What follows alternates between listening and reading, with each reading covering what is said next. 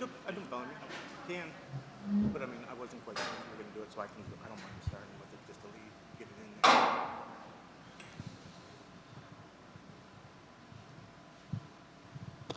there. Joseph, welcome back to the Apex. Welcome to Fight Week. How you feeling? Just a few days away from your fight. Yeah, feeling great. Good to be back here in the Apex. It's like a home away from home for me. And, second run at the UFC, you were here before, you learned some things, you went away, you came back, you went through the tough program, got the championship there. How has life changed since you got that? And how is this second run at the UFC going to be different than the first run? Life didn't really change that much. I get recognized at the gas station now, so that's cool. But nothing crazy, I'm still the same person, and I think the only thing that really changed in camps is I'm working hard, and just staying in shape and staying healthy.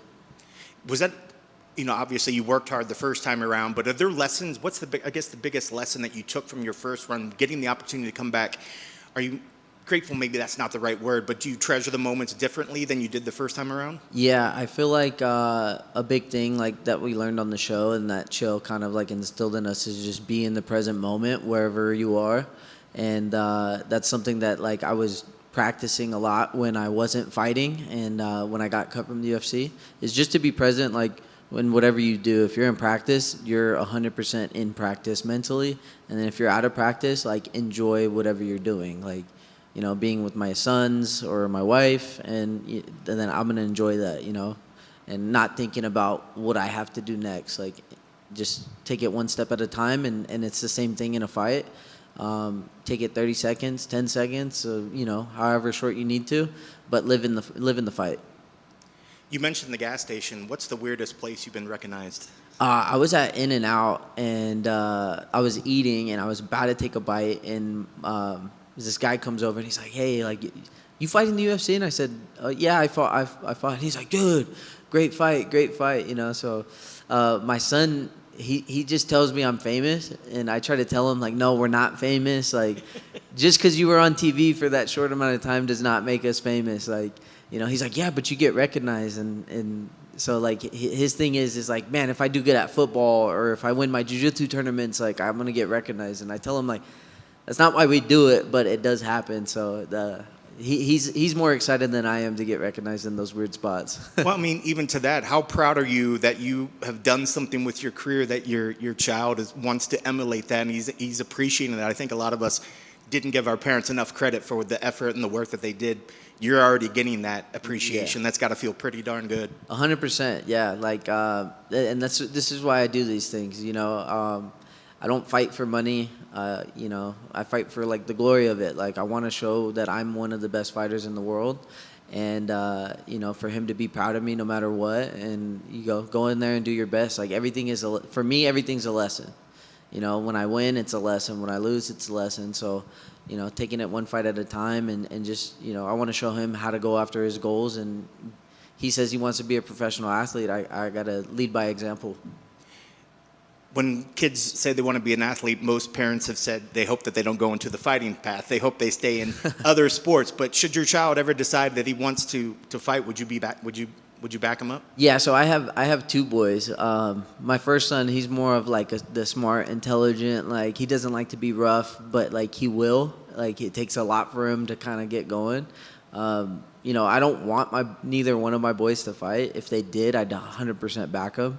But like, I wanted to let them know, like, this shit's not easy. Like, this is not an easy road. This is not an easy way to make a living, My oldest, thankfully, he likes football and wants to be a football player. So, I'm going to support him in that and, see how far he goes. Given Matt Schnell, what were your initial thoughts on him as an opponent, and where do you feel that he's dangerous, and what sort of stuff are you expecting from him this fight on Saturday? Matt Schnell is a great opponent. He's dangerous everywhere. His striking is great, and every fight he's been in has been like a bloody mess. And he's always in a good fight, no matter if he loses or if he wins. It's a tough fight. He always comes out, looking for the kill. So I'm excited for it because I got the same mentality. I'm going to go in there and I'm going to try to finish him. I know. I'm sure you're happy to show a lot of heart, and standing out there, but do your kids watch the fights, and when they see dad getting in a big bloody brawl, what are the talks afterwards? Yeah, so my oldest son, he's been bugging me for a bloody fight since I left for the show. So, he's kind of been on my ass about it. He's like, yo, you got to make him bleed. You got to make him bleed. And I was like, look, dude, I'm going to win. That's what I want to do. If the blood happens, it happens. But he was upset that I didn't have any blood in any of my fights on the show. As long as I'm not the one bleeding, I'm sure he'll be fine. I did take him to the Chicago fight. That was his first event ever going to see. Well, not first event ever going to see me, but first UFC fight. So that was pretty cool. But they're going to be at home this time. For me, I think the Apex is a little bit too personal, yep. And I don't want to be hearing him scream and stuff like that. So I know he's going to be cheering for me at home, and he'll be proud either way. But the Apex gets a little crazy. Keys to the victory. What needs to happen to make sure that you get your arm raised on Saturday? Just be the smart, intelligent fighter and trust my instincts. That's it. I'm gonna find the openings and also create the openings and capitalize on them. Silly question. You're in different weight classes now, but looking back on your past opponents, would you ever envision a chance to run that fight back with Deiveson Figueiredo again at some point? I would. That would be a great fight, but I don't see him getting down to 25s again. Yeah, that's a hard cut for him. He's a huge flyweight. Even when we fought over there, it's a different type of big. Last couple ones for me. Goals for 2026. What sort of things are you hoping to get accomplished next year? Next year, I would love to be in the rankings. I think that would be a great fight. I have this 3-year plan to have a title shot after 3 years or in that 3 years. So I definitely want to work my way up the rankings and take smart fights and put on good shows for the fans and for the UFC. Last question outside of your fight. Recently, there's a lot of talk of fight fixing allegations and things of that sort of stuff. Does the UFC or does MMA have a problem with fight fixing, do you think?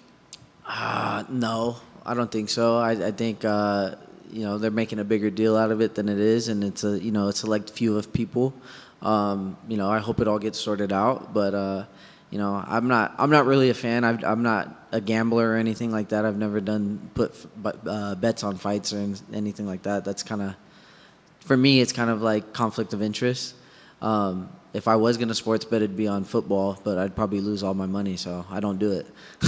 Well, it's got to be tough for you being an athlete, going out here, training really hard and putting your heart and effort, and then you have people that question whether a fight's real or not. Does that, I guess, upset you even more so, the people that did actually do that? And I know they, at that point, Dana's famously said, they'll go to federal fucking prison, but as well as bans. But, does that upset you that people possibly question fights now because some people have done that sort of thing?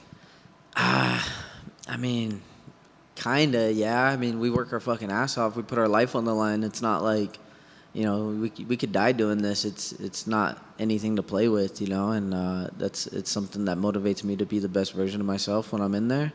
I would never do that. The integrity of the sport, we got to remember it's like martial arts. It's respect and discipline and hard work. So the gambling part of it is kind of sketchy. So I hope it all gets sorted out and it'll work out. Best of luck on Saturday. Yeah, thank you. Just a couple for me. Follow up on the gambling thing. Obviously, you said you don't pay attention to it, but do your friends or people in your camp ever say like, "Oh, you're an underdog," or "You're a favorite here"? Or is it just completely out of your atmosphere? So I tell them like, do not let me know. Do not message me about it. I don't want to know whatever if you're gonna do a parlay, don't ask me what fights you want me to do. Like, I'm not gonna be a part of it. That's a huge deal for me. Like, the integrity of the sport is important. And then last one for me. You're such like a nice, soft-spoken guy. You just have this like chill vibe about you. But then your nickname Bopo, people talk about like that's your alter ego when you step into the gym and the octagon. Can you talk about like what that nickname means about and how you step into that Bopo when you're getting ready to fight? Yeah, so the alter ego thing, Chill kind of created that for me. I'm always Bopo. Like, my mom calls me that. Like, my family calls me that. Like, it's who I am. It's who I've been. It's a nickname that I got from childhood, so that sticks with me. But the alter ego of stepping into the cage, and I've learned that, they talk about like the switch, when the switch goes on when you step in. Like for me, the switch is always on, and it's just dimmed. It's at a low level, and to be able to go in there and step up and turn the switch all the way up is a big part for me. But it helps me in training and just kind of focus, like that alter ego, like I said, being in that present moment, and who I am at that moment is Bopo. I'll always be Joseph Morales, but I'm always going to be Bopo too. So the alter ego is pretty cool, and I was glad that Chill kind of gave that to me. Like, hey, when you're in practice, be this fucking guy. Don't be the other guy. Awesome. Good luck. Yeah, thank you. That's it? Cool. Thank you. Short and sweet.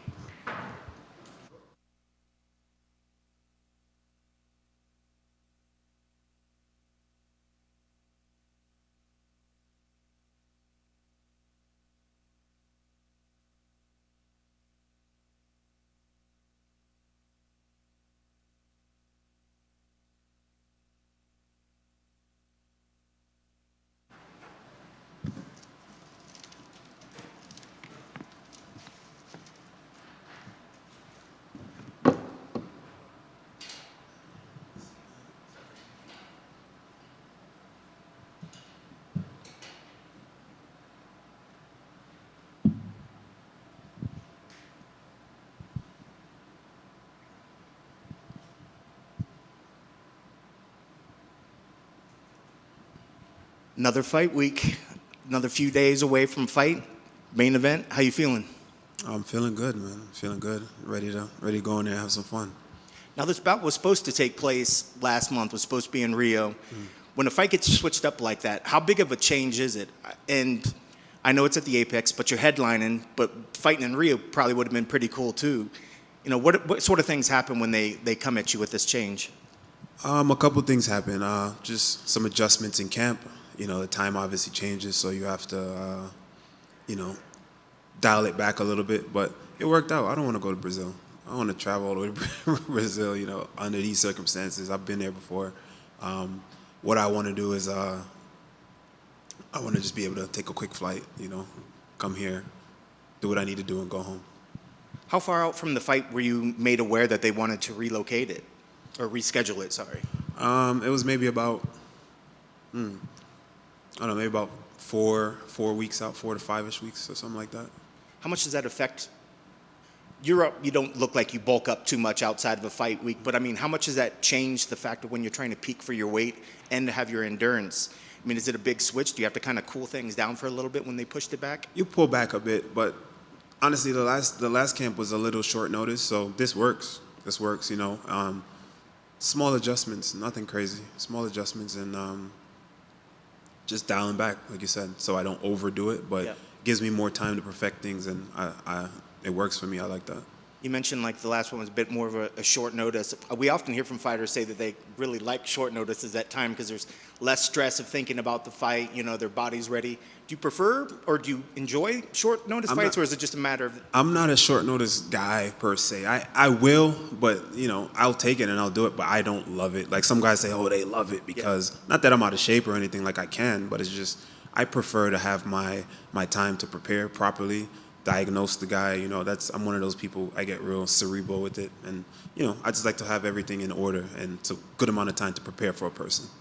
Well, now they gave you an extra month to think about your opponent. Perfect. So I guess break him down for me. Where is he dangerous, and what sort of things are you expecting out there? I think he's a tremendous athlete. I think he's an explosive, strong guy. I think that his grappling ability is tremendous. That's it. But I've seen him before. We've been here before. But a tremendous athlete. I think he's really, really dangerous, and I just got to make sure I'm on point on all, on all aspects. Like you said, you've seen him before. You've seen his type. Is there you've been around the game for a while now. Is there anybody, do you feel like you see new stuff coming out from the guys coming up, or is it all just a rehash of something that you've already sort of seen out there? There's always something, there's always something new. Guys are developing. The game is always developing, and the game's evolving every time, every day. There's new waves of guys, and just him, I've seen him, you know, and that doesn't take away from his skill set. I just seen it before. Yeah. Whereas, you know, some other guys, there are some new stuff coming, and you know, it's kind of cool to see the game grow, and it's honor to grow with the game and continue to do what I do. But yeah, it's good. And I imagine in the gym, you know, people look at you as a vet, but are there guys in the gym that you're starting to see come up that push you and that you learn new things from every day? Absolutely, absolutely. I see guys that are coming up, young kids, you know, that have bright futures, you know, tremendous athletes, you know, even over at Marquez MMA, you know, shout out those guys. You know, those guys helped me tremendously, and there's so much young talent in the room, from guys like Igor, Itzo, Bushido. You know, these are guys that are just not even in the UFC yet, you know, and just a ton of athletes, man, ton of great guys, you know, Maximus, you know, and yeah, these guys are coming, and they're developing really well, and you know, you can see it in their game in the gym.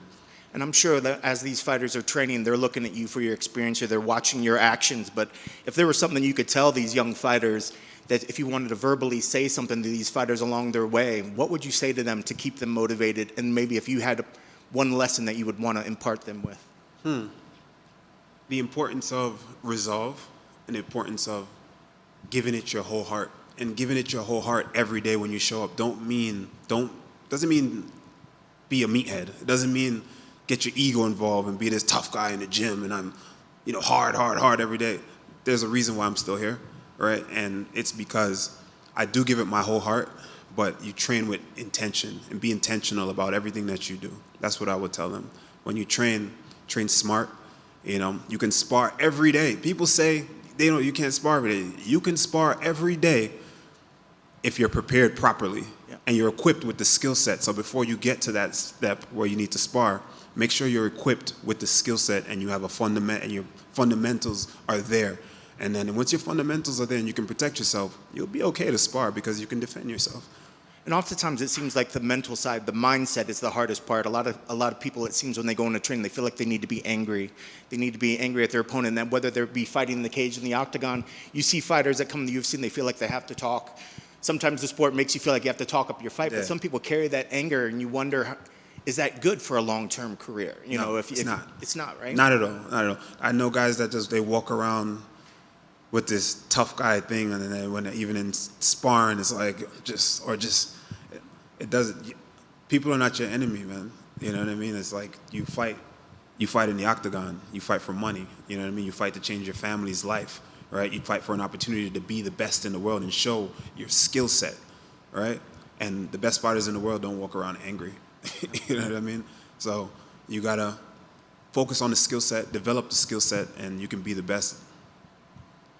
What's your keys to the victory for Saturday? What needs to happen to make sure you get your arm raised? What needs to happen is I need to just be first, be fast, all right, and be myself, you know, and just go out there and do what I do. That's it. You know, keep it on the feet as much as I can, but, you know, welcome a few exchanges, grappling exchanges, and once he realizes that I'm not just a dead fish on the ground, I think that's when, you know, things will take over for me. And I know this is only the second fight that you got this year. Looking at 2026, what are your goals, and how many times are you hoping to get back in there? And has it just been tough finding opponents, or is 2 about the perfect number for you in a year? Typically I fight more. 2 is good, you know, but this time, you know, we were looking for a guy in the rankings, you know what I mean? It was having a tough time getting some matchups, you know, for someone who wanted to let me in and give me a shot, you know what I mean, at the rankings. And coming off the performance that Bonfim had against Wonder Boy, I felt, you know, maybe he was in a position that he needed to defend that ranking. And I was open to fighting anybody in the rankings because I do believe I match up well. I have some amazing fights with some of the guys even in the top 10. There's a lot of great fights from me and the fans. So, yeah, it was tough getting fights, but here we are now. Yep. Just a couple outside of you. One of your past opponents is fighting next week at UFC 322, the welterweight belt on the line. Yeah. I want to get your thoughts on that matchup, and how do you see that fight playing out? It's a great fight. It's a great fight, but don't sleep on Medik. Medik, my guy Medik. Shout out to Medik, good guy right there, and skilled guy. I trained with him, you know, for a little bit, for a couple months, and well, not for this fight, but in the past, and he's highly skilled. He's a good southpaw, you know, good pop on his punches. I think he can do well. But Salikov, still crafty vet. The dude is, he does damage, and you got to watch for those spins. He can get anyone out of there. He's very powerful.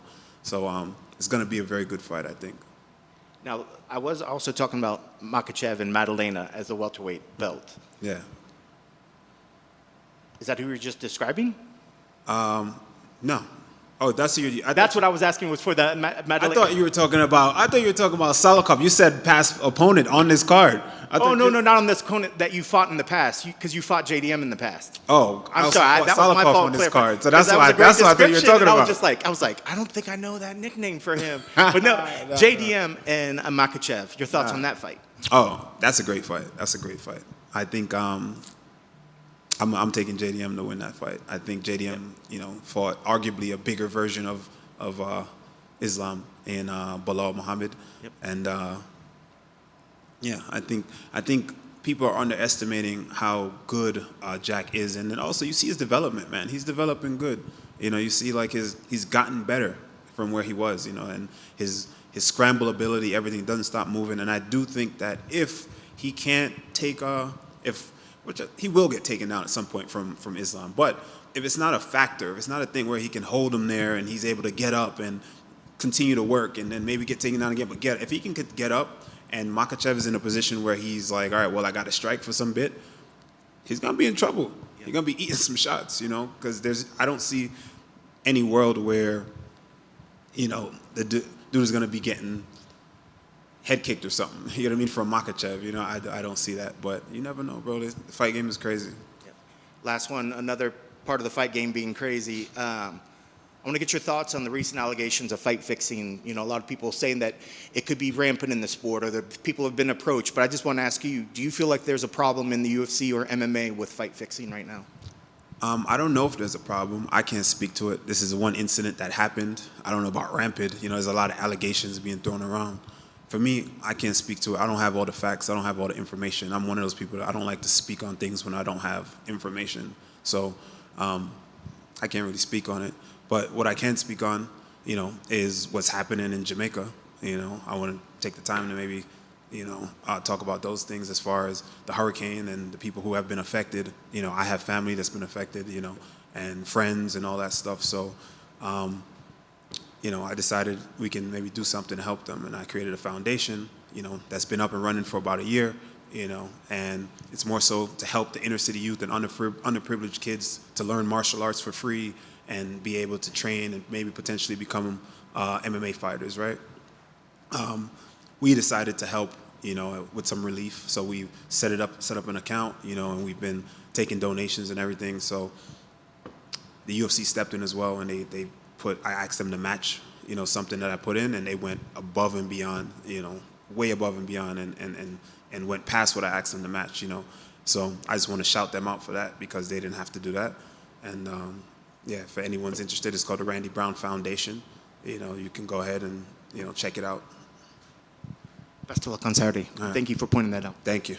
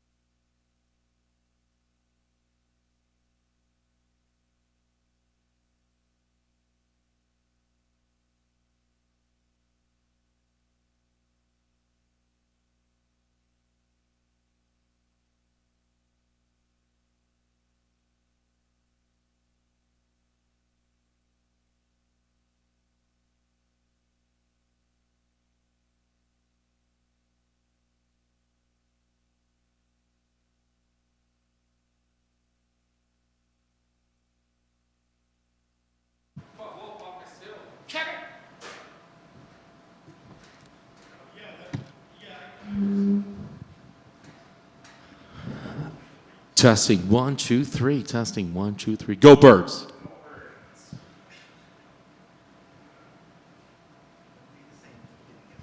We got it. How can you win on a bye week? Just ask the Super Bowl champion, Philadelphia.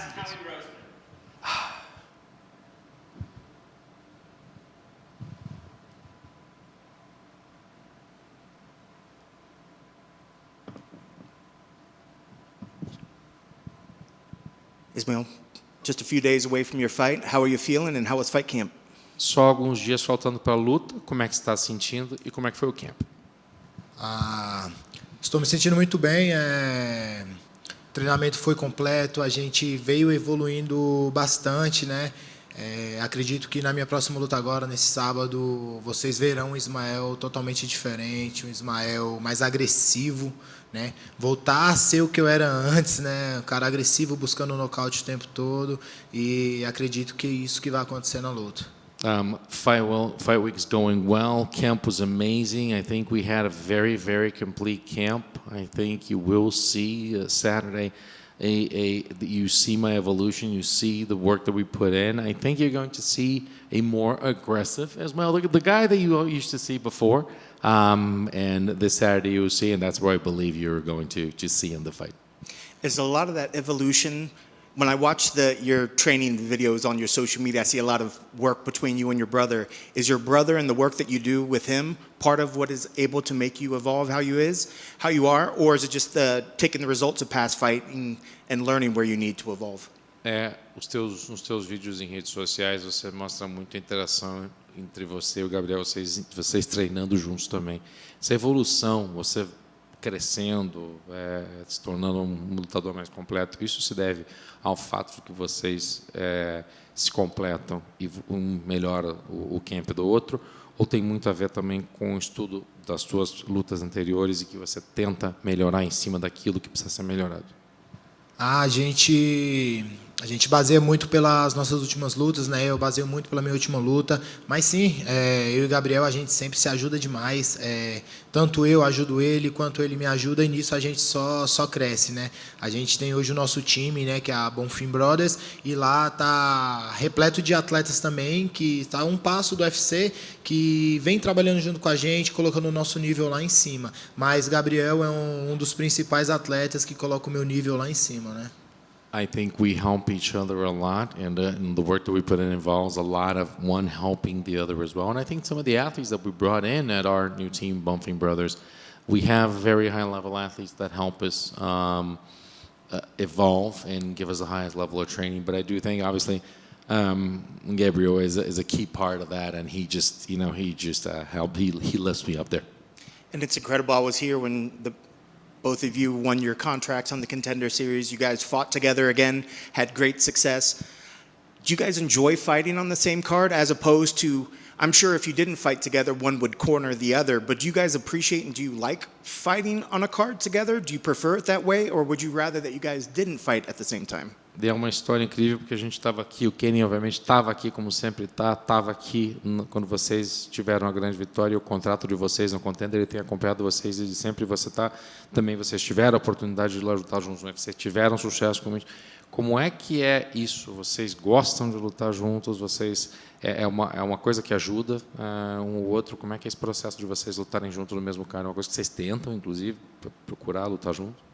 Sim, a gente sempre procura estar juntos, a gente sempre quer lutar juntos, porque é um trabalho só, né? A gente vive junto, mora junto, treina junto, vir lutar junto é um gasto a menos, então... E a gente, dá inspiração para o outro ali durante o camp, os dois estando em camp ali, um puxando o outro, quando um está mais para baixo, o outro chega e fala, não, bora, e vice-versa, então a gente sempre quer e sempre busca lutar no mesmo evento.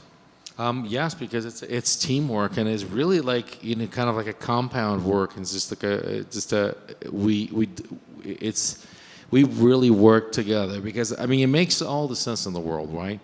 We live together, we train together, we work together. Everything is there. So obviously we travel together. So we even spend less money to bring them both at the same time. So I just think that is a type of work that there's also an inspiration to one being here at the same time as the other. So one feeds off of the other, and it helps a lot to actually be together. How grumpy does the house get when you both are cutting weight at the same time? E como a casa, o ambiente do lar fica rabugento quando os dois estão tentando cortar peso ao mesmo tempo. Aquela cara de... Cada um para dentro do seu quarto, só que tem alguns meses que Gabriel resolveu morar sozinho, né? Então foi mais tranquilo, mas mesmo quando ele morava ali comigo ali, com a minha mãe, era um ambiente super tranquilo. Eu e ele, a gente se dá muito bem. A gente já morou junto, só eu e ele, já morou junto, só eu, ele e o nosso treinador, que é o Odai Samurai, nosso irmão mais velho. Então a gente aprendeu a conviver um com o outro. Tem suas discussões, tem suas brigas, mas a gente sempre se resolve. Então a gente amadureceu muito nesse período de estar ali juntos, sempre juntos, a gente sempre fez tudo junto, né? Então essa parte de dieta, camp, nunca interferiu em nada na nossa relação. Things changed a little bit recently because he decided to just live on his own. Things changed a little bit. But when we were together, living just, the two of us and our mother, like everything was fine. It always worked. And because we've lived together, just the two of us. We've lived together with Mom. We've lived together with Odai Samurai, our coach and older brother. So we've done it all throughout the guys. We're going to have some qualms. We're going to have some discussions because we're just some arguments as brothers do. But we work it out very respectfully. We sort it out there. In all these moments that we've lived together, dieting, cutting weight never interfered. But he started by saying that, we each go to each other's to our respective rooms and kind of stay there. If you allow me, I want to take you back to the Sadikov fight. The fight was stopped, but a lot of people said there were translation issues, that the doctor was trying to ask, can you continue the fight? And then people were wondering if you said that you couldn't see, that you couldn't continue, or that you weren't able to continue. Can you clarify for me at the end, were you glad that the way that the fight ended, or were you misinterpreted? Did you want to continue fighting and they stopped the fight regardless? Vamos falar da luta anterior, assunto que agora está bem evidente. Você parece que teve questões ali na hora, não sei se foi o momento que foi falado alguma coisa e por uma questão de tradução não foi passado. Você falou que você não podia continuar, você falou que talvez você quisesse continuar, mas não queria. Você ficou feliz, você ficou satisfeito com o desfecho do que teve ali, ou você realmente queria ter continuado a luta e não conseguiu? Como é que foi isso? Explica para a gente, para esclarecer. Quando acabou o primeiro round ali, eu já chego no corner falando que não estava enxergando nada do meu olho direito. E eu não vi que tinha... o pessoal do UFC estava do lado do meu irmão ali no corner também. Aí eu cheguei falando pro meu irmão, não estou enxergando nada. Aí quando eu subi, que o médico perguntou se eu estava enxergando, eu falei que estava bem, que queria voltar. Só que a mulher estava do lado e falou, não, você falou que não estava enxergando. Aí eu não estou enxergando, mas quero voltar. Aí ela... acabou a luta na hora, pelo fato de eu ter falado que não estava enxergando, né? So at the end of the round, when I went back there, I explicitly said it to my brother that was behind me, like there. I said, like, I can't see anything.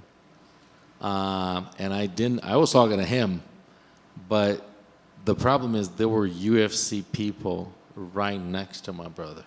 So they came up. When the doctor came up, he asked, "Can you see it?" I was like, "No, I can see. I want to continue to fight, but the problem is that, like you said, I can't see, and we have to stop the fight. That's the reason why." Yeah. Thank you for clarifying that. Obrigado por esclarecer. I do want to jump to this fight now. Your thoughts on Padilla? Where is he dangerous, and what sort of expectations are you having for him coming into this fight? Vamos falar agora da luta de sábado. Vamos falar um pouco do Chris Padilla. Você vê qual que é a tua expectativa em relação a esse? Perigoso, e o que você espera da luta no sábado? O Chris Padilla é um cara perigoso, a gente não pode subestimar, né? A luta foi me oferecida há pouco tempo, eu aceitei porque já tem muito tempo que eu quero lutar, já estou quase há 9 meses parado. Então, é um cara perigoso, como todos os outros aqui no UFC.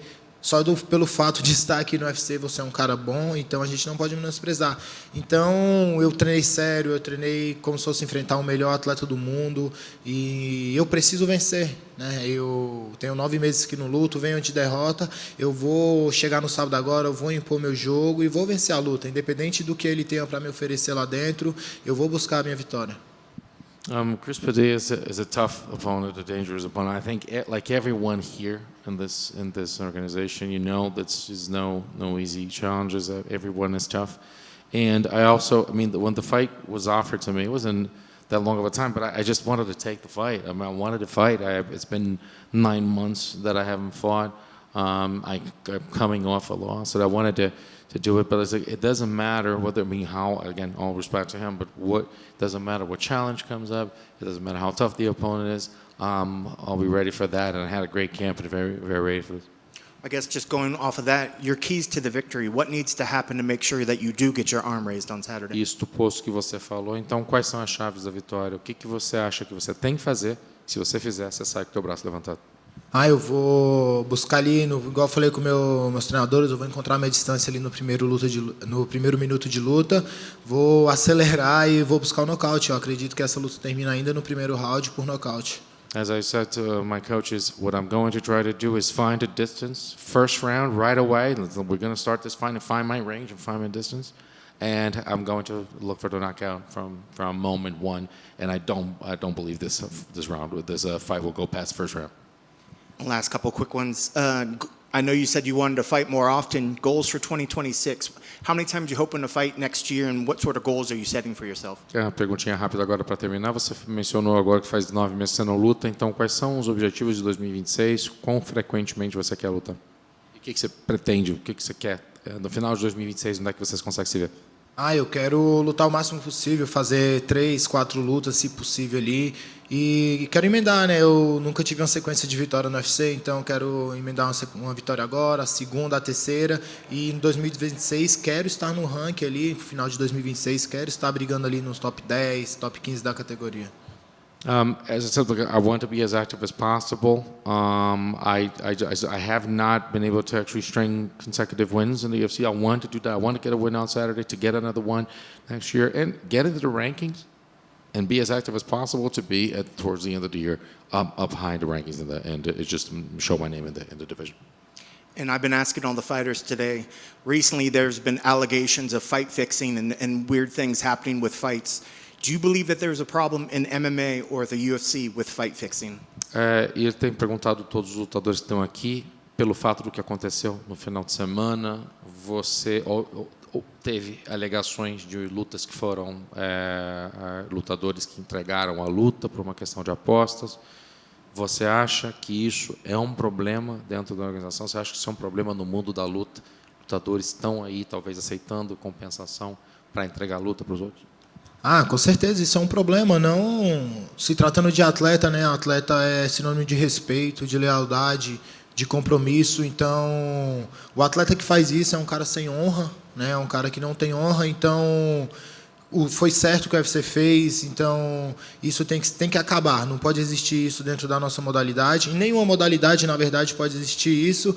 Nunca me foi oferecido, porque se chegasse a mim, eu ia ser o primeiro a tá denunciando. Então, para mim é uma falta de vergonha, falar bem assim, falta de vergonha na cara.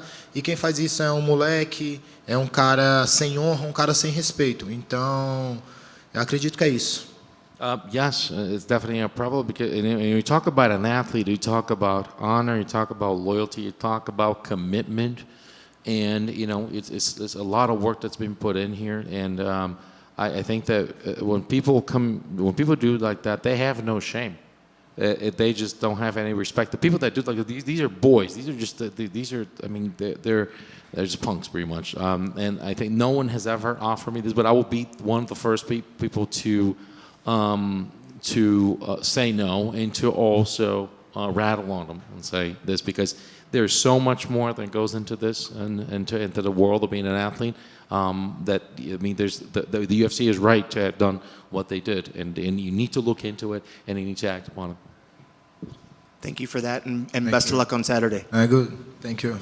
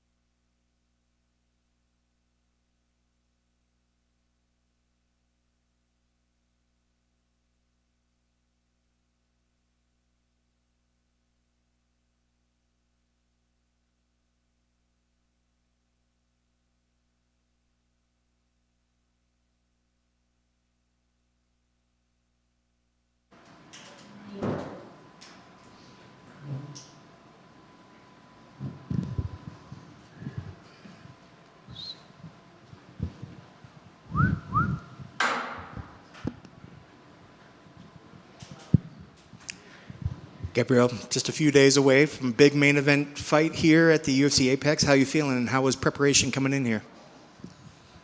Bem-vindo. Aqui no Apex, como é que você está se sentindo a sua preparação para essa luta em sábado? Eu estou muito feliz com tudo que está acontecendo e muito empolgado para sábado. I'm really happy about everything that's going on. All that's going on makes me really happy, and I'm very excited about Saturday. When you say all that's going on, just the fact that you and your brother are both fighting, or what else is going on that you're very, very excited for? Quando você fala que tudo está acontecendo, é porque você e seu irmão estão lutando do mesmo card ou tem mais alguma coisa acontecendo que você está tão feliz? Não, exatamente isso. Meu irmão no mesmo card que eu e fazendo o main event pela primeira vez. Muito feliz com isso. Absolutely. Me and my brother fighting on the same card, and also me doing the main event for the first time. So that's absolutely what it is. You know, a lot of times doing the main event for the first time, there's extra pressure, there's extra media obligations. But have you enjoyed everything so far that's been leading up into this first main event for you? Muitas vezes, né, quando você tem um evento principal, tem mais obrigações com a mídia, como fazer mais obrigações com a mídia, com entrevista, com tudo que foi mais ocupado. Isso aí tem lhe perturbado um pouco ou você está com a cabeça normal, está gostando de todas as atividades que tem que fazer para fazer o main event? Não, estou gostando bastante. A gente está fazendo tudo com tranquilidade, então a gente está sabendo lidar com tudo isso. Yeah, it's fine. We've been able to deal with everything that comes with the main event. I'm really happy to be doing the main event. No extra stress. Now, this fight was originally supposed to take place over in Rio, but it got moved and this was able to be a main event. I'm sure you're glad that you're main eventing, but was there any part of you that was a little upset that you weren't able to fight in Rio just a couple hours maybe away from home? Essa luta era para ser originalmente feita no Rio de Janeiro, né, você e ele. Então estão acabando fazendo a luta aqui, né, no Apex, e você agora é a luta principal. Tem alguma diferença de você ter lutado com ele agora como evento principal e não ter lutado com ele no Rio? Eu queria muito ter lutado no Rio. Lutar no Brasil é muito bom, mas me ofereceram para lutar em Vegas, o main event, então eu fiquei mais empolgado ainda e mais feliz com a oportunidade. Of course, I would love to have fought him in Brazil. You know, it's my home country, but they offered me to fight here, and it's the main event. So I'm even more excited to fight him here in Vegas in the main event, and it's a great opportunity for me. And you and your brother were here before. You guys earned your contracts on the Contender Series. Now you're fighting again with him.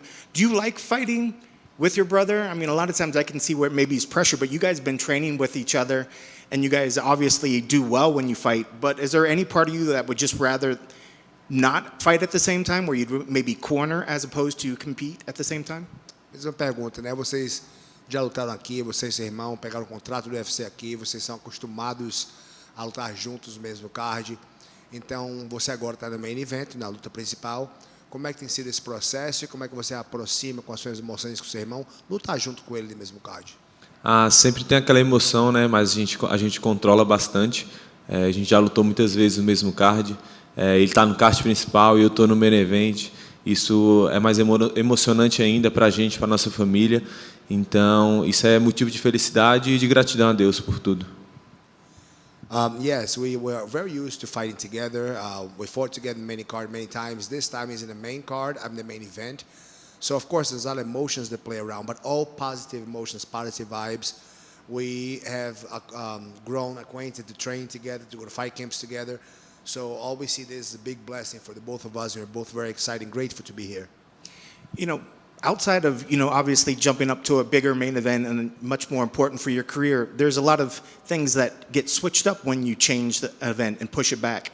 What sort of things, when they changed it for a month, what sort of things did that affect your fight preparations in terms of like maybe your weight cutting, just making sure that you peak at the same time? What sort of things did that switch up with them postponing this fight? Quando a luta foi atrasada, quando foi mudada de data, sempre mexe com a gente um pouco, né? Com a cortada do peso, a data muda, tem que adiar, a preparação tem que ser adiada também, tem que ser ajustada. Então, tem alguma coisa que afetou você, a luta ter se mudado para mais tarde, ou na sua preparação, no seu corte, alguma coisa que afetou, ou está tudo tranquilo? Não, foi bem tranquilo. A gente teve até mais tempo para se preparar para os 5 rounds ali, então isso foi bom. A gente estava preparando para 3 rounds e faltando 3 semanas mudaram. Ele saiu da luta, o Randy Brown, e nisso me deram um main event para fazer 5 rounds. Então isso me deu mais tempo para me preparar para 5 rounds. Not really. This delay actually worked well for me because I was prepared to fight in Randy Ball for 3 rounds. So when you move now to a little later during the main event, just got me more ready to adjust my training camp so I could be ready to prepare to fight 5 rounds. So are you excited that you're having the 5 rounds? I mean, a lot of times three rounds is nice. You can go at a high pace for the whole time.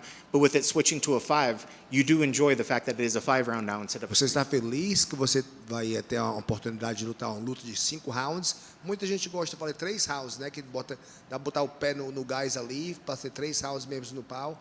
Mas você agora vai fazer a luta de 5 rounds. Você prefere se preparar para fazer a luta de ring rounds com ele? Sim, estou preparado para fazer 5 rounds e essa é uma oportunidade que o UFC me deu de fazer um main event, então eu trabalhei para isso, treinei bastante, então eu prefiro sim, porque isso mostra que a gente está evoluindo na nossa carreira. I do prefer the 5 rounds. It just shows that I'm evolving in my career. I'm growing in the weight class. I was preparing for 3 rounds, but 5 rounds it says that I'm doing the main event. So I'm very grateful for that opportunity. Yeah, I'm ready to fight 5 rounds. I'm growing in the weight class. I'm fighting the main event, and I got to be ready for 5-round fights. Well, let's look across the cage from you. Randy Brown, when you get that name, what were your thoughts on him, and where is he dangerous, and what sort of stuff are you expecting from him on Saturday night?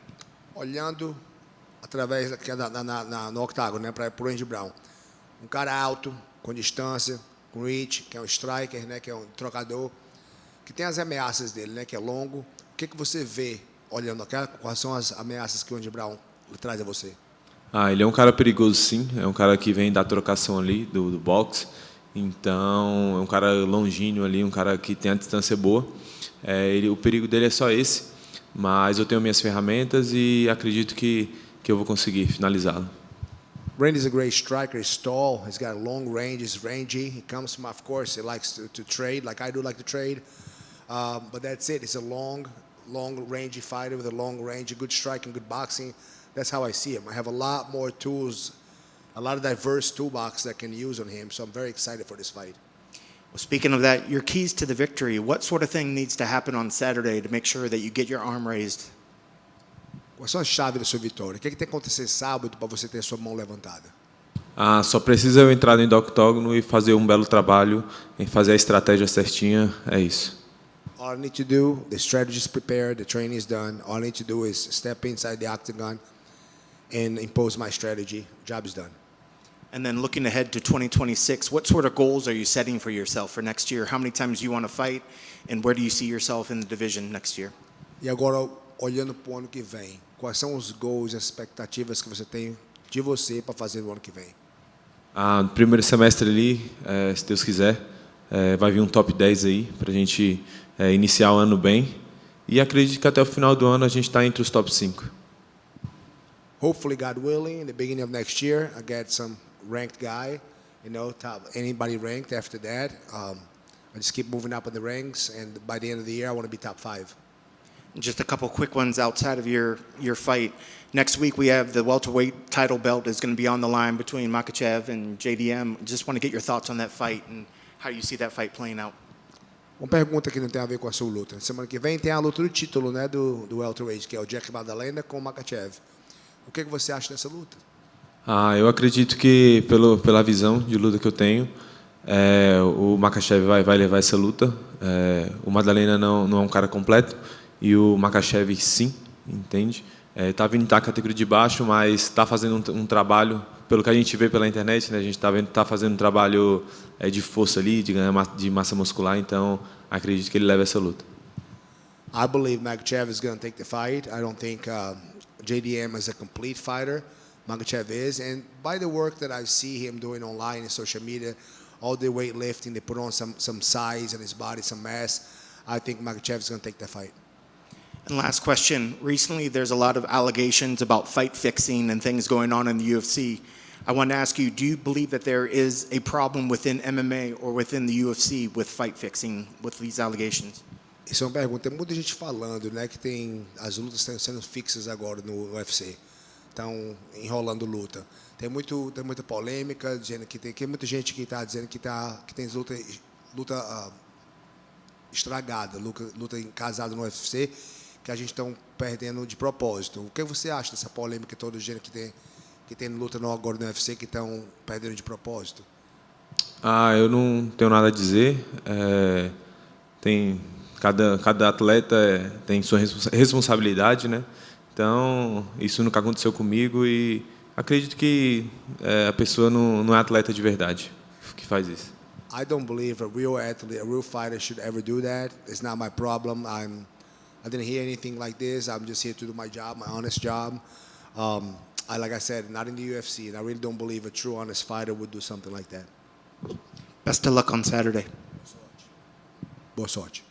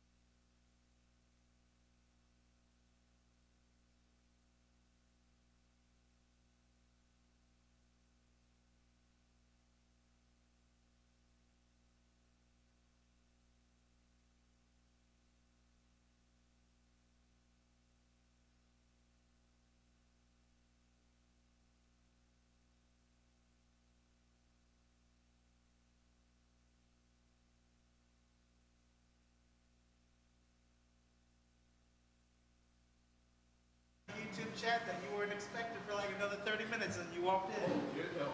I just put that shit into the universe. Hey, Like it. here we are. What's good, y'all? Oh, there I am. Yeah. That's funny seeing yourself on the street somewhere else. Oh, there I am again. Oh, just, you can take a picture, watch, because they're streaming for their channel there too. But you can sit anywhere off to the sides. Just don't stand. They'll start yelling at us. Chris, how you feeling? I feel great. I just been waiting, man. It's been 7 months since I've been out, and Taco's back.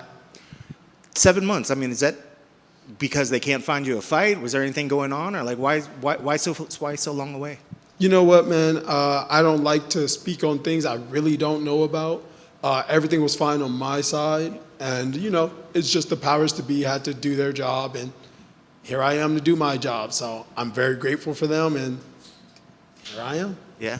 Have they been offering you names, and is it just that guys aren't stepping up to it because maybe people just don't want to fight the Taco? Maybe that's what it is. Hey, I'm gonna just say this. You said that, but if that is true, you know, everyone's gonna have to see me one day, again, just like today. So if there is someone running, you know, just if I see your name on, you know, come up, it's time to eat. So. Speaking of the nickname Taco, tell us how Taco came about. Taco came from me being just a little jackass as a kid, literally. I'm sure you guys remember the extreme era, 2000s, 5, 6, 7, 8, 9, 10, all that. So I grew up watching Jackass. Me and my friends in school, yeah, that's what I'm saying. A little jackass. I literally meant it. We used to just do bad shit, but like not bad shit in the sense of like overthrow the school or anything, but just like, hey, you guys want to have a stab off with pencils? And then other kids would be like, you guys are going to just stab each other with pencils? Like pens, pencils, whatever you can get to poke somebody. And we literally ran around the school starting shank wars. So that's literally what we used to call them. So that's a little origin of Taco.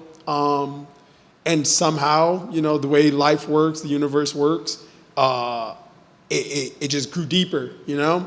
Obviously, I'm half Mexican, so that helps with the taco thing. My style is just like the taco, man. If you can order it, I can give it. So that's it.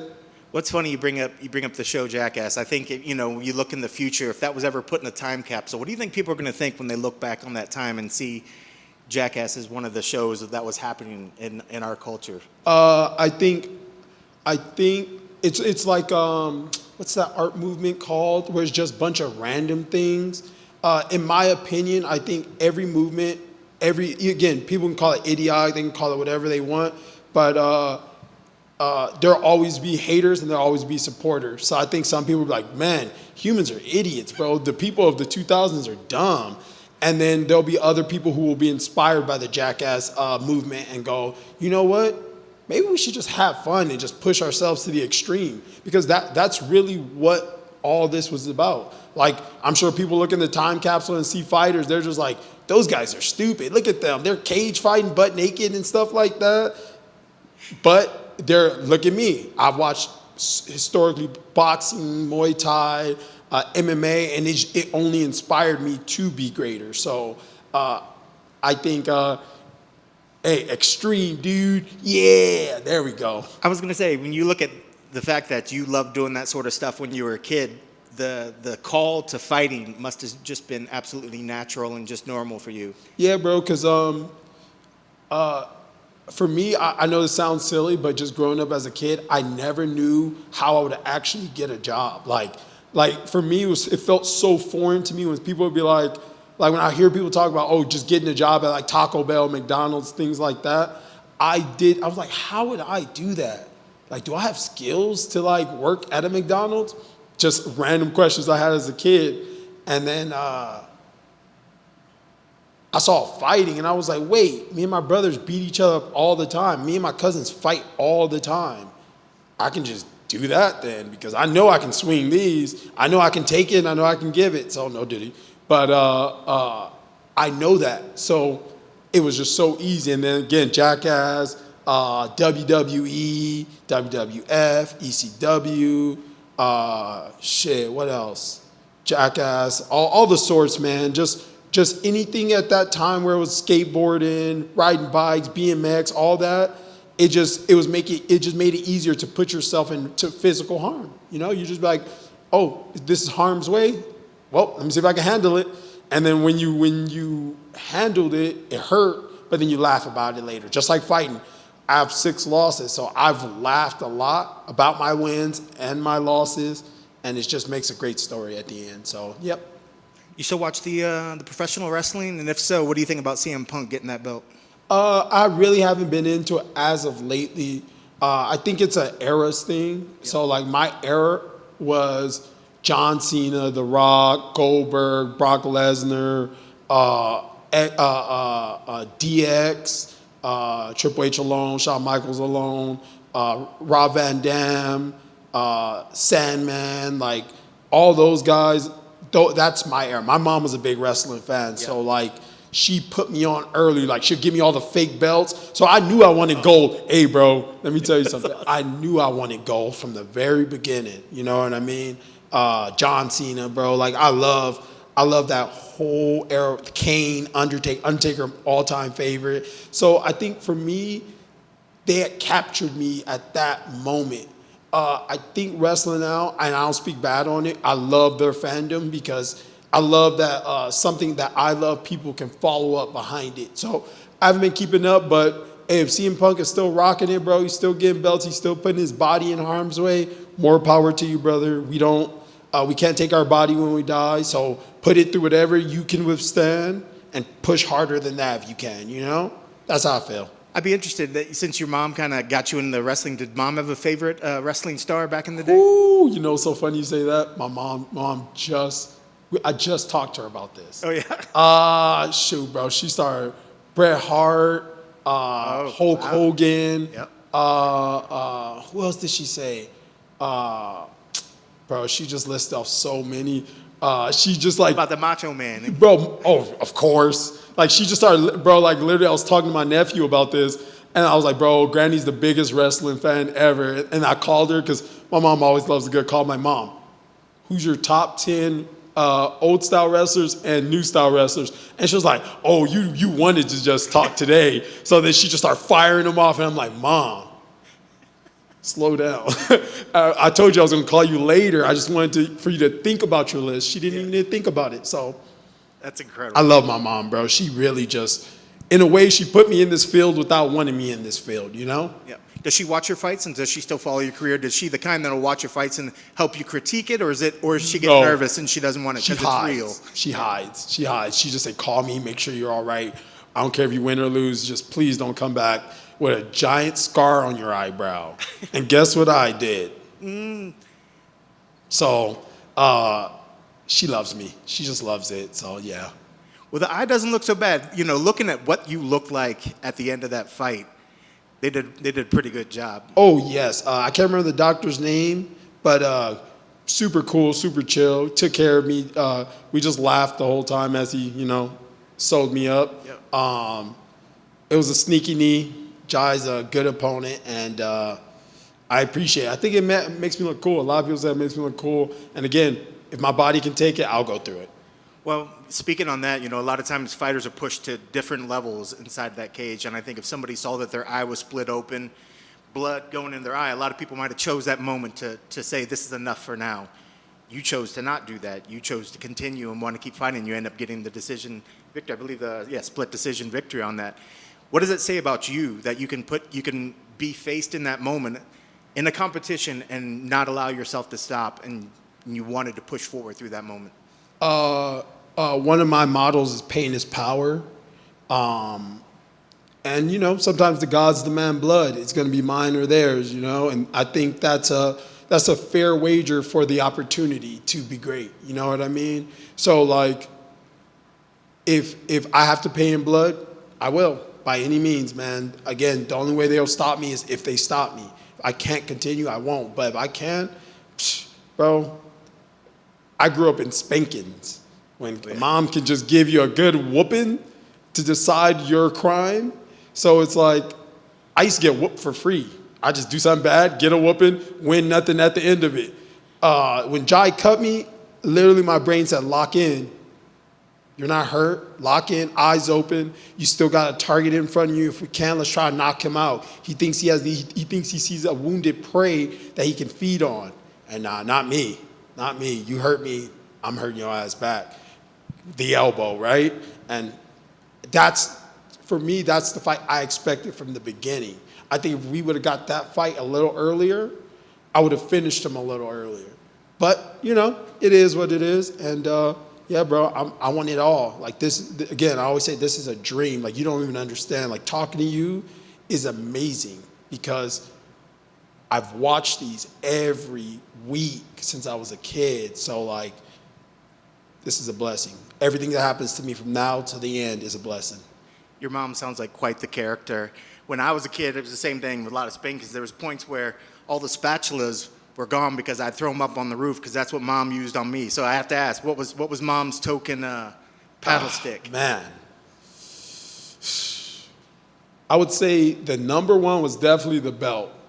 But, again, based off your crime, you know what I'm saying? Like, there was no one decision. It was like, okay, if you and your brother are fighting, I'll spank you with the belt, right? You and your brother fighting, I'll pop you with my hand. I'll give you a little pinch. But, like, if you did some very, very, very off crime outside the house, like you just, I don't know, got in trouble at school, but did some bad stuff, like pull the fire alarm, try to strangle your teacher, anything like that. I know it's a little crazy, but just that's what I want you to think. Red zone stuff. Oh, bro, you were getting a wire. You were getting a nice size, a thing that connects your cable and stuff. Oh. Yeah. Hey. I thought you were going to say wire hanging. You're talking about the coaxial cable. Yeah.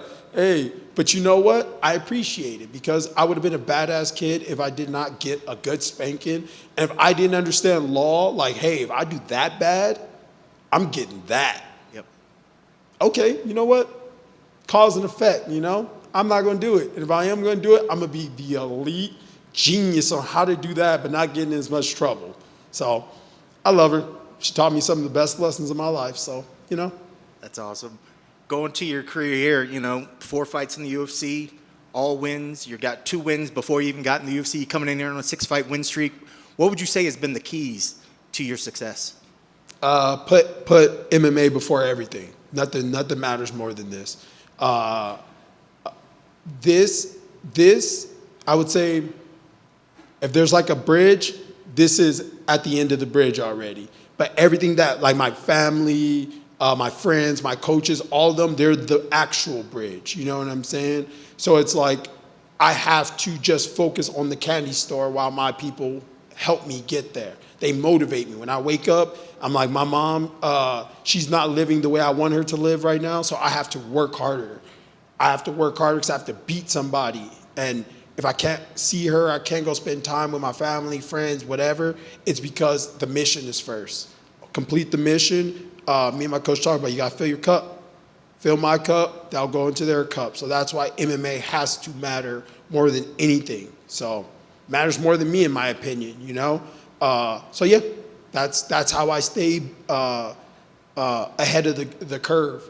When you become obsessed with this, you realize you could be a good boxer, but you don't understand everything about boxing. Kickboxing, Muay Thai, Judo, Jiu-Jitsu, the different styles and variations of the word Jiu-Jitsu. Everyone does Jiu-Jitsu different. Every region does Jiu-Jitsu different. You know what I'm saying? And if you take that into martial arts, that means everyone boxes different, everyone kickboxes different, everyone does Muay Thai different. So I can never drop my guard when it comes to this, So I'm always up. That's it.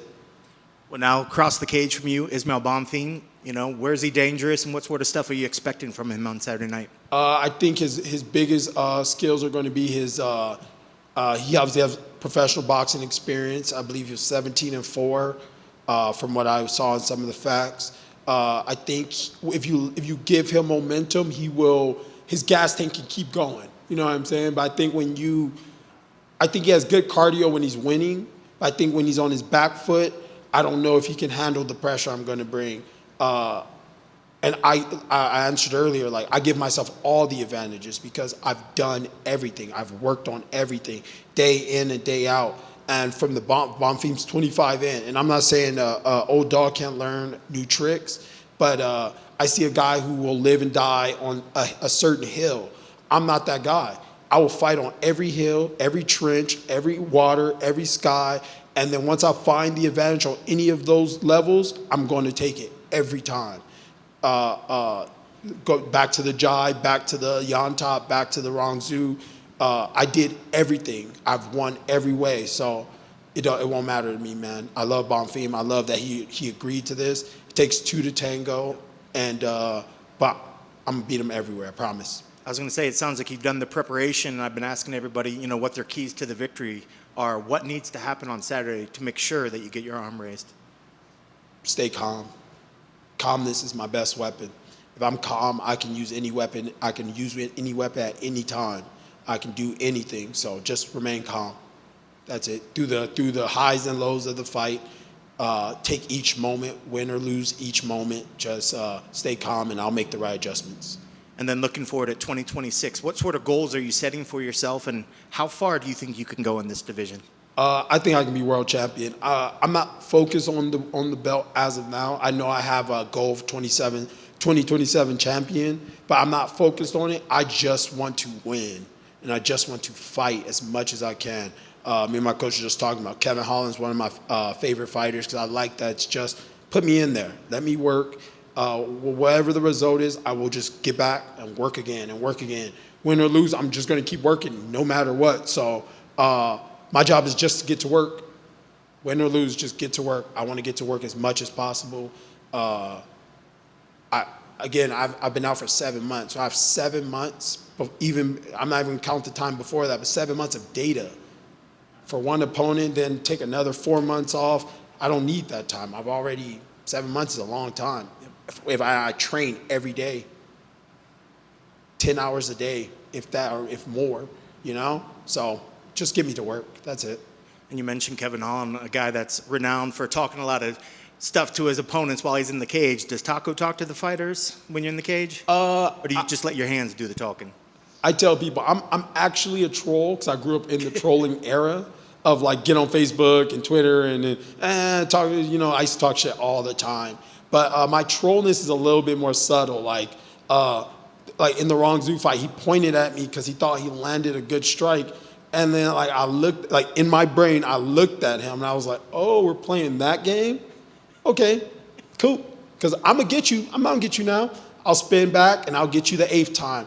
And there was a moment where I hit him with the jab and I smiled at him and I pointed at my hand and then he told me, good jab.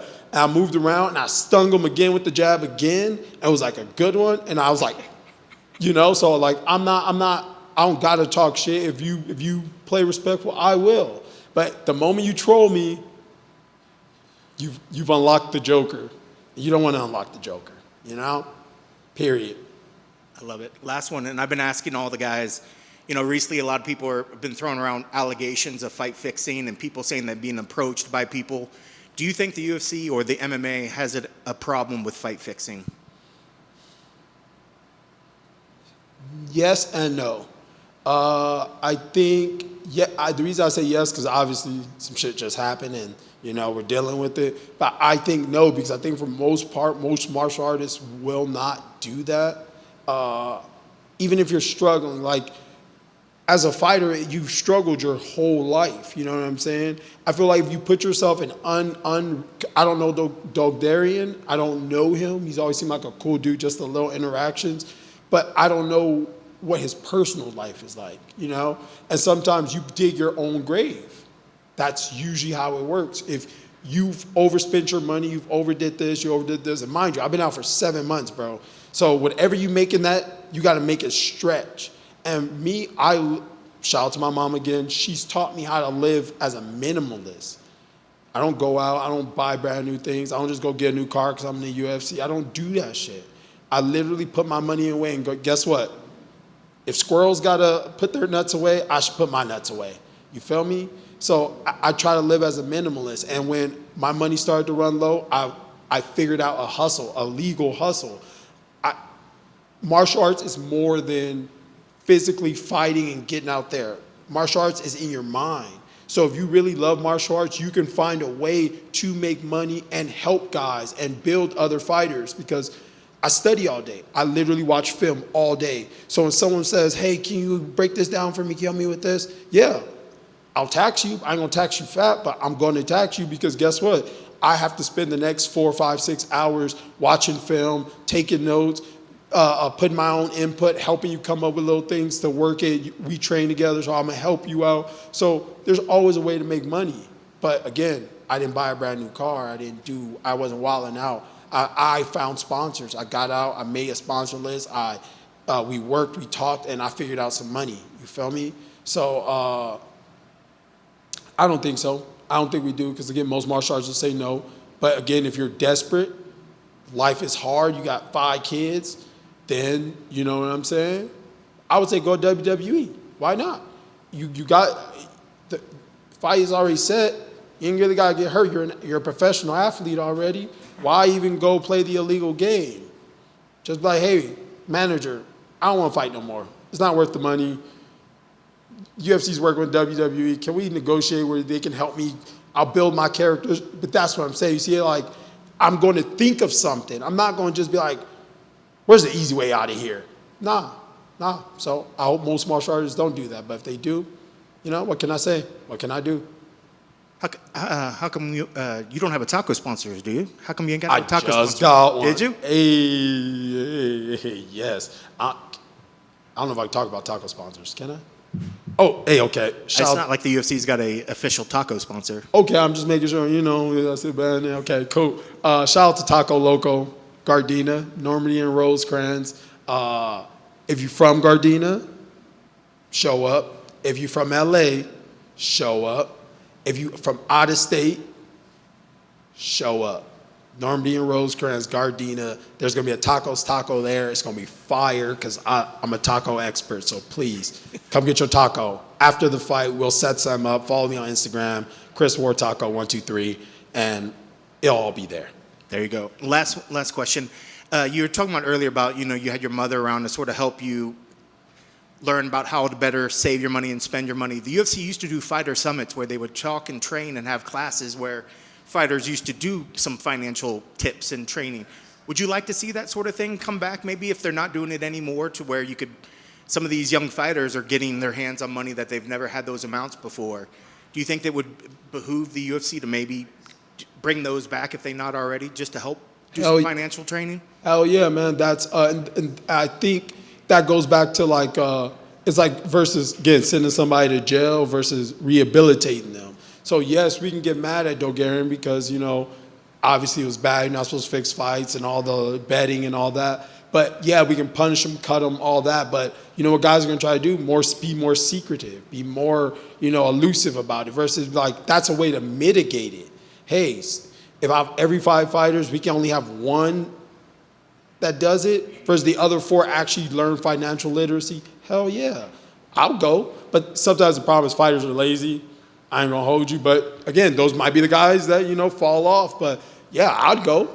I'll take my coaches with me, go chill out, eat snacks, hang out, talk to other fighters, get in no fights. But you see, you gotta be careful with that. People talking shit out here. I think that's why they stopped. Yeah, everybody. What was the boomerang? Remember Brice Overdoom hit Kobe? Was that there? No, I think that was. I don't know if that was. I think that just might have been during a regular fight week. Okay. I think there might have been an incident with Cyborg and somebody else, but I could be making that. I remember her too. A long time ago. It was a long time ago. But thank you very much, and best of luck on Saturday. Imagine somebody hitting you with a boomerang. Okay, thank you, brother. I appreciate you. Love y'all. Hey, heart and soul every time. Gardena.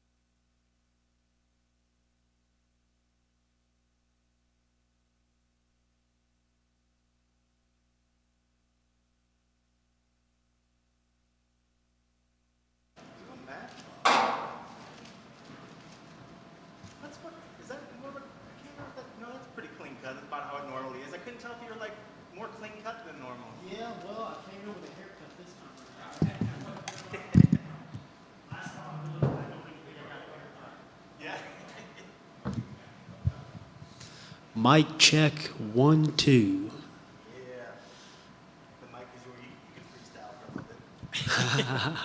Well, you're in good spirits. You know, you're just a few days away from the fight. You know, how was fight camp and how are you feeling right now just a few days away? Feeling good. Fight camp's been good too. It's been tumultuous. It's been tough. It's been a little up and down, but I think that's what fight camp ultimately is. So grateful for the work that I put in and happy for another opportunity to be here. And you say ups and downs. Is that just temporary or typical run of the course on fight camps? Your body's up and down, or was there something particular about this particular fight camp that had external ups and downs or whatnot? I think when you train with good guys, good young guys that are trying to take you out, sometimes you'll have tough days. So it's just part and parcel with the whole thing. So no, it's been good. I've enjoyed this training camp and grown quite a bit and feel like we're, right on time. Let's go. When, and I know it's got to be unique for those guys. They're looking at you as the guy that's in the place that they want to be. But that being said, they're learning something from you, but it's good that it sounds like you're still able to learn something from them as well to kind of help prepare you. Are you learning new tricks of the trade from some of these young cats coming up? Just kind of keeping the blade sharp. Of course, these guys, they're introducing new things. They're switching stances, and they do all this new age stuff quite well. And I am a little, I used to be the young gun. That's a wild thing. I say that to the boys all the time because I was the young gun. I was the guy, and now I look around, I'm the oldest guy on the mat. And ain't that something? Again, I think a couple months ago, a year or two ago, I would have looked, felt bad about that or something, but it's a blessing. And yeah, those guys keep me young. So shout out to all my goofy training partners. I'll be back Monday strangling your face. And you mentioned, you're not the young kid anymore, but this is your second fight this year. Is that the ideal number of fights a year? Or would you rather get maybe 3-4 fights, or is 2 the optimal amount for you? We'll kind of have to see how it goes. I do feel good going into this one, and weight's good, and everything feels right in that capacity. Sometimes when, a little bit, I was just losing my mind there for a little bit too. But honestly, the way that I'm offered fights, I could fight 5 times a year if I was up to it, if I were still the young gun and could turn it around, maybe cutting a little less weight. But yeah, 2 might be an optimal number, but we'll see. If I feel good with 2, maybe next year we try 3.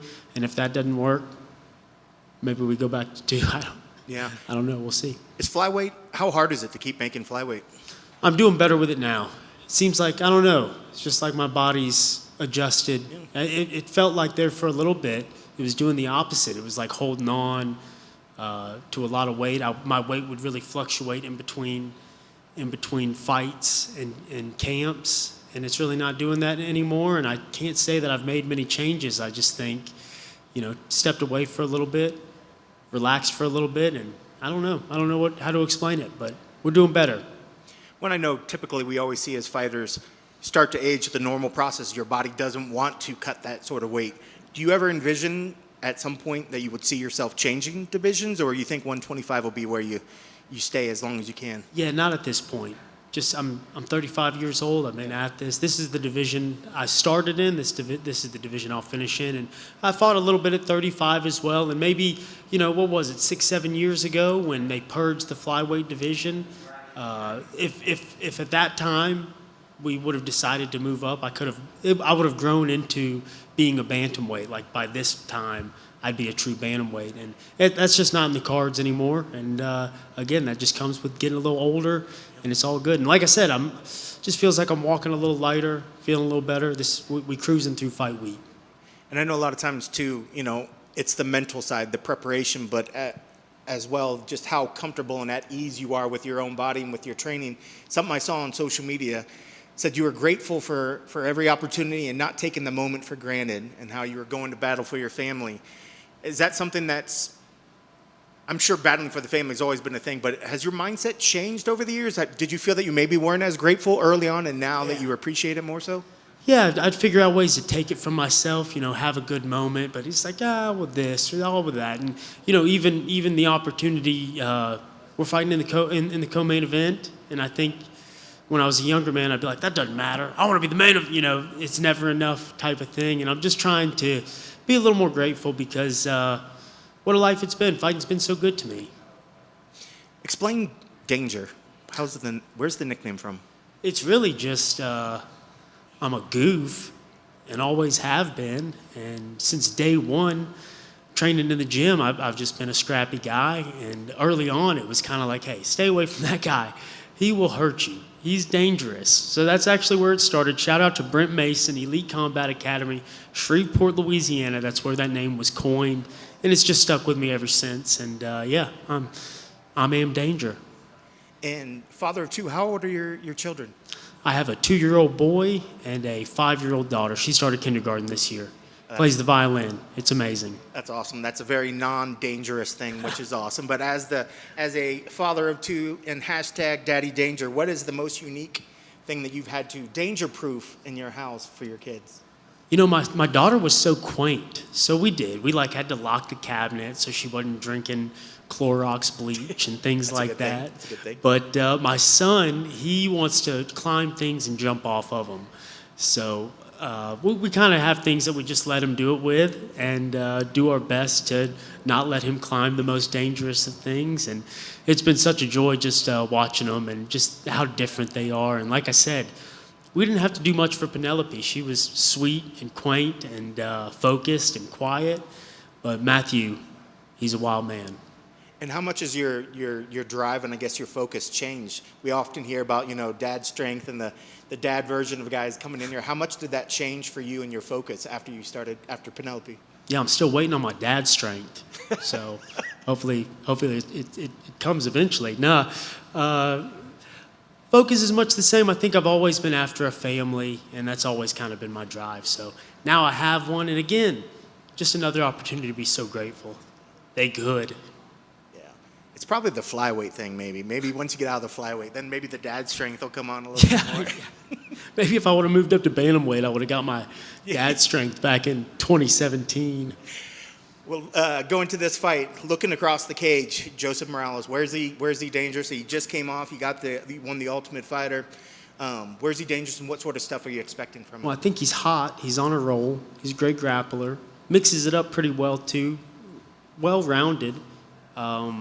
But I think we know his grappling is what's his strength and something that he's able to get guys out of there with. So we've grappled quite a bit in this camp and intend to grapple a little bit on Saturday night. So yeah, dangerous opponent, a guy that's overcome a lot of adversity in his own right, a tough kid. And he ran through the Ultimate Fighter. The Ultimate Fighter's tough. I got my former Ultimate Fighter castmate, Adam Antolin, over there, and we are all too familiar with how difficult and how tough of a scenario that is. So much admiration, much respect to Joseph Morales for getting through that and kind of being the underdog the whole time. Like, he wasn't the guy, he was the vet, and when those shows happen, it's always pretty a safe bet to take a vet like Joseph Morales. So yeah, he's been very impressive. I think it shows a lot about him that he was able to overcome getting cut. I said in an interview today, I don't know how I would have dealt with that. I can't sit here and look you in the face and say, I would have done it too. I don't know. That's a hard pill to swallow. And means quite a bit that he was able to overcome that, storm back. Now he's about to fight me Saturday night. How about it? That's awesome. Keys to the victory. What needs to happen to make sure you get your arm raised on Saturday? Yeah, I think I just I don't have to make anything happen. I think in the past I've kind of gotten wrapped up in that, I'm a scrapper. I got to go out there and make something. I don't have to make anything happen. My 2 feet on that mat, my 2 feet on that canvas, we scrapping. And I just have to, be in the moment, read, react, fight the way I've always fought, and not overreach. But I think it's important to make it a fight and not make it pretty and let him get his good grappling stuff off and, get into those technical grappling aspects. But be gritty, be mean, do my best to cause some damage along the way, and we'll see who wins. And it's a scrap, though, baby. I know it is. It's going to be a good one. And then looking forward to 2026, you like you said, it sounds like you get options, but is two fights what we're aiming for next year as well? Or do you want to maybe get there a little bit more often? Or what sort of goals are you setting for yourself for next year? Yeah, I think two fights a year looks good right now, but – I don't know. It's hard to commit. And they know my number, too. Mick Maynard, that guy will ring me up and he'll ask me if I want one. So I can't just sit here and be like, yeah, 2 next year, maybe 1 next year. Who knows? Maybe 4. Probably not. Yeah. And then last question I've been asking all the guys up here. Recently, a lot of allegations coming out about fight fixing and people being approached about dropping fights or doing that sort of thing. Does MMA and does the UFC have a problem with fight fixing, you think? I mean, I think it is certainly something to be concerned about, and it's so unfortunate because, yeah, now everybody is looking at everything with a skeptical eye. If something was kind of weird, I mean, so UFC Europe posted the Sumu Derji fight, and I mean, it was just one comment, but I thought it was so hilarious. It said "fixed," laughing face, you know, and of course, like when that's what's so troublesome about it. It makes us question the sanctity of the sport in general. I would say, for me personally, and I saw some of my counterparts even coming out and saying that they had been approached about fight fixing. Not me ever. Nobody's ever approached me about that. And I'd say this too: I'd freaking die out there. You're out of your mind. I would never go out there and just lay down. And I've had some bad moments, and I've been beaten. But to lay down for what? Couple G's? Get the F out of here. So I don't know. I'm not saying. I'm sure there have been people who would approach you, but not me. And if that fight was fixed, I mean, God bless him. God bless us. We both actors, both of us. We deserve movie roles, right? So I just thought that was hilarious. Fixed. Best of luck on Saturday. Thank you. Just a couple from me. Talk to me about, you're so immersed in the fight game. Outside of the cage, you do some matchmaking for AKA. Talk to me about how much you enjoy that and what that promotion means to Louisiana in particular. Yeah, it's just a small little promotion from Northwest Louisiana, but it has been fun. It's been very fulfilling, and I appreciate you asking me that. I was hoping somebody would, because matchmaking has been such a blessing, and it's fun because I truly feel like I'm giving back to these guys, and that's what I hope to do. And even going back to when I laid the gloves down a couple months ago, I mean, I left embittered and mad and upset. And why? You know, this game's been so good to me, and not only has it been good to me, but if people do the right things, if they fight and they go out there and do things with honor, with dignity, and you know, try to keep their sanctity a little bit. Don't do dirtbag things. Take a couple $1,000s to throw a fight. Like, what are we talking about? And even with matchmaking, I'm trying to do so with integrity, and I'm hoping over time that I develop my body of work speaks for itself, so people trust me when I say, hey, let's do this matchup. I don't get so much pushback. People start accepting these matchups. Because I'm telling you, run back the last 5 events I've put together, the boy's been on a heater. So it's been a lot of fun. Shout out to AKA, it's a great organization. Miss Amber Bishop, what a wonderful woman, giving me the opportunity to give back the only way I know how. Fist fighting, baby, this is the sport I know, so it's been great. It really has. You mentioned McMaynard. Are you going to give him a call when your career is over and say, hey, let's get me in the mix? Is it something you want to continue to do? Absolutely. And I think McMaynard's well aware that I'm doing it. So that's all I can ask. And I tell people he's my mentor anyway. So, you know, we have a good relationship, me and Mick. So what a guy. And I'm just out here trying to poorly emulate the people I've always admired. Guys like Poirier as a fighter, Mick Maynard as a matchmaker. And again, just so grateful. How about this?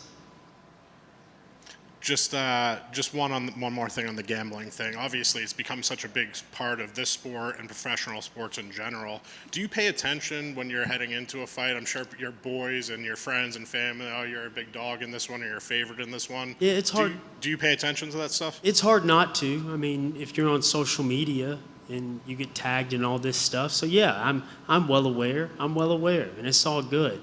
But again, ain't nothing new to me. To be the dog, yeah, right. Please, my whole career. It is what it is. I love it. I can't win? Psh, what? Let's go.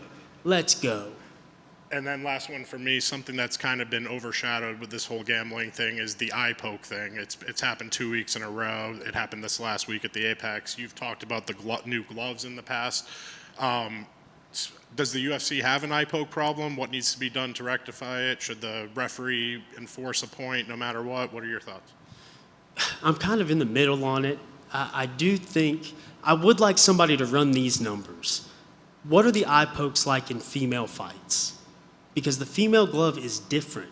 It's a little curved, not big, it's subtle, it's very small. But somebody run the numbers. Female eye pokes compared to male eye pokes. And I think if the UFC changes the glove, they need to just make the men's glove more like the women's glove. Little curve to it, shorter cuff, that would be the fix. And of course, I'm on the side as well with like these guys who are constant offenders. Like, you know, maybe we do take more points. Maybe it is something, but it happens, you know. And I would say to the young guys out there seeing all the eye poke stuff, when you're in the gym, no matter what, you get something brushed in your eye, you just go on and tell yourself it was a punch, keep on fighting and do your best. If the ref stops it, that's something else. But yeah, it's hard. It's tough. It's tough out here. So. Sorry, one more. Tough year for the Saints. What do they have to do to turn it around?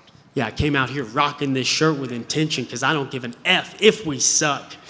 Virtue signaling. Yeah, go Saints. I want tickets. No, it's been a rough year. I wanted to stick with Rattler, but it's the Tyler Shuck show, so let's go.